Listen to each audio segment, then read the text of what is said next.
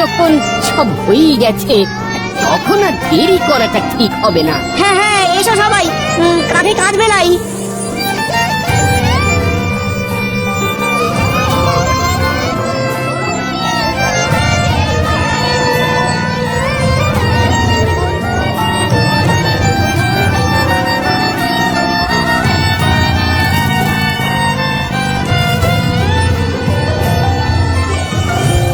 ওহ, এই দৃশ্য কিনা শেষে আমাকে দেখতে হলো, কিন্তু তবু আমার খুব জানতে ইচ্ছে করছে, বাচ্চারা ঘুড়ি ভর্তি মোহর অলংকার সব ছড়াতে ছড়াতে যাচ্ছে কেন?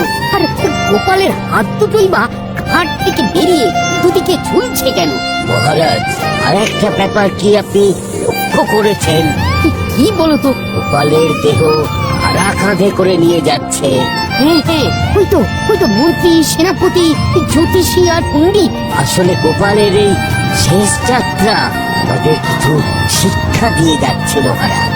এই যে দেখুন, যারা গোপালকে সহ্য করতে পারতো না, এখন এখন তাদেরই কাঁধে গোপাল যাচ্ছে। তার মানে শেষ পর্যন্ত কেউই কারোর শত্রু থাকে না, সবাই মান অভিমান করে কাঁধে কাঁধ মিলিয়ে পার করে দেয়। তাই তো, এই দৃশ্য তো সেই কথাই বলছে।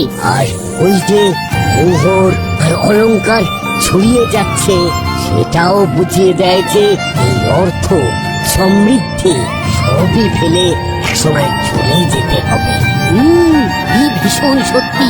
তো খালি হাতও বুঝিয়ে দিচ্ছে, খালি হাতেই আমরা সংসারে এসেছিলাম, আর খালি হাতেই আমাদের যেতে হবে। এই চরম সত্যিটা আমি আগে বুঝিনি। গোপাল, গোপাল, তুমি মরে গিয়ে আমাকে চরম শিক্ষা দিয়ে গেলে।